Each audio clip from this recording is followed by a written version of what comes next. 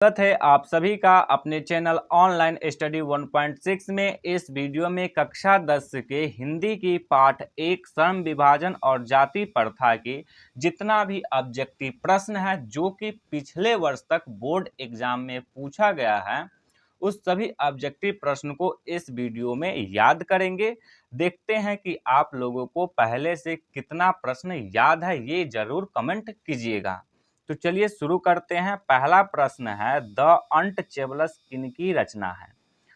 Option A में दिया हुआ है महात्मा गांधी की, ऑप्शन बी में दिया हुआ है यतीन्द्र मिश्र की, ऑप्शन सी में दिया हुआ है भीमराव अंबेडकर की, ऑप्शन डी में दिया हुआ है रामविलास शर्मा की।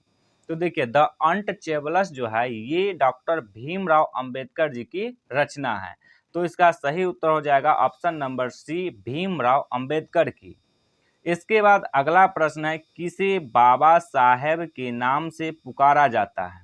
तो डॉक्टर भीमराव अंबेडकर को बाबा साहेब के नाम से पुकारा जाता है। तो इसका सही उत्तर हो जाएगा option number B, Bhimrao Ambedkar को। इसके बाद अगला प्रश्न है, बुद्धिज्म एंड कम्युनिज्म किसकी रचना है? तो देखिए, बुद्धिज्म एंड कम्युनिज्म जो है ये भीमराव अंबेडकर जी की रचना है। तो इसका सही उत्तर हो जाएगा option number D, Bhimrao Ambedkar की। इसके बाद अगला प्रश्न है, हु आर क्षुद्राज किनकी रचना है? तो हु आर क्षुद्राज जो है ये भीमराव अंबेडकर जी की रचना है। तो इसका सही उत्तर हो जाएगा option number A, Bhimrao Ambedkar की। इसके बाद अगला प्रश्न है, मानव मुक्ति के पिरोधा किसे कहा गया है? तो मानव मुक्ति के पिरोधा जो है वो भीमराव अंबेडकर जी को कहा गया है। तो इसका सही उत्तर हो जाएगा option number C, Bhimrao Ambedkar. इसके बाद अगला प्रश्न है, भारत में जाति प्रथा का मुख्य कारण क्या है? तो देखिए, भारत में जाति प्रथा का मुख्य कारण है बेरोजगारी।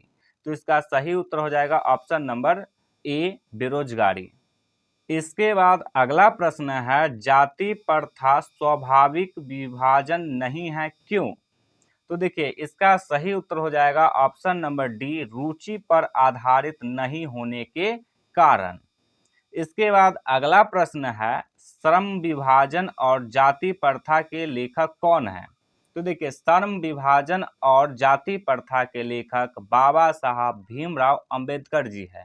तो इसका सही उत्तर हो जाएगा ऑप्शन नंबर बी, बाबा साहब भीमराव अंबेडकर। इसके बाद अगला प्रश्न है, लेखक की दृष्टि में विडंबना की बात क्या है? तो इसका सही उत्तर हो जाएगा ऑप्शन नंबर ए, जातिवाद की पोषकों की कमी नहीं है। इसके बाद अगला प्रश्न है, लेखक की दृष्टि में आदर्श समाज कैसा होना चाहिए? तो इसका सही उत्तर हो जाएगा ऑप्शन नंबर ए, जिसमें स्वतंत्रता, समता और भ्रातृत्व का भाव हो। भ्रातृत्व का मतलब होता है भाईचारा का भाव हो। इसके बाद अगला प्रश्न है, लेखक बेरोजगारी का प्रमुख और प्रत्यक्ष कारण किसे मानते हैं? तो इसका सही उत्तर हो जाएगा ऑप्शन नंबर सी, जाति प्रथा को। इसके बाद अगला प्रश्न है, अंबेडकर की दृष्टि में भाईचारे का वास्तविक रूप कैसा होता है? तो इसका सही उत्तर हो जाएगा ऑप्शन नंबर बी, दूध और पानी के मिश्रण की तरह। इसके बाद अगला प्रश्न है, भारतीय संविधान के निर्माण में महत्वपूर्ण भूमिका किसकी है? तो इसका सही उत्तर हो जाएगा option number A, Bhimrao Ambedkar की। इसके बाद अगला प्रश्न है, सभ्य समाज की आवश्यकता क्या है? तो इसका सही उत्तर हो जाएगा ऑप्शन नंबर बी, श्रम विभाजन। इसके बाद अगला प्रश्न है, निम्नलिखित रचनाओं में से कौन सी रचना डॉक्टर भीमराव अंबेडकर की है? तो इसका सही उत्तर होगा इनमें से सभी, यानी कि ऑप्शन नंबर डी। देखिए, द कास्ट इन इंडिया ये भी डॉक्टर भीमराव अंबेडकर जी के द्वारा लिखा गया है। The untouchables, who were they ये भी डॉक्टर भीमराव अंबेडकर जी के द्वारा लिखा गया है। और हु आर क्षुद्राज ये भी डॉक्टर भीमराव अंबेडकर जी के द्वारा लिखा गया है। ये सभी हम ऊपर वाले ऑब्जेक्टिव प्रश्न में देखे हैं। तो इसीलिए इसका सही उत्तर हो जाएगा ऑप्शन नंबर डी, इनमें से सभी। इसके बाद अगला प्रश्न है, आधुनिक सभ्य समाज श्रम विभाजन को आवश्यक क्यों मानते हैं? तो इसका सही उत्तर हो जाएगा ऑप्शन नंबर ए, कार्य कुशलता के लिए। इसके बाद अगला प्रश्न है, श्रम विभाजन और जाति प्रथा पाठ बाबा साहेब के किस भाषण का संपादित अंश है? तो इसका सही उत्तर हो जाएगा option number C, annihilation of caste. देखिए, एनिहिलेशन ऑफ कास्ट ये जो बाबा साहब भीमराव अंबेडकर की भाषण था, इसी से श्रम विभाजन और जाति प्रथा वाला पाठ लिखा गया था। तो इसीलिए इसका सही उत्तर हो जाएगा option number C, annihilation of caste. इसके बाद अगला प्रश्न है, प्राथमिक शिक्षा प्राप्त करने के बाद अंबेडकर उच्चतर शिक्षा प्राप्त करने के लिए कहाँ गए?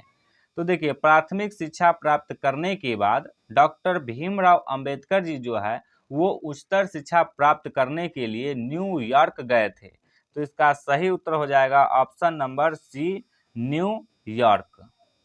अंबेडकर के चिंतन व रचनात्मकता के लिए प्रेरक कौन थे?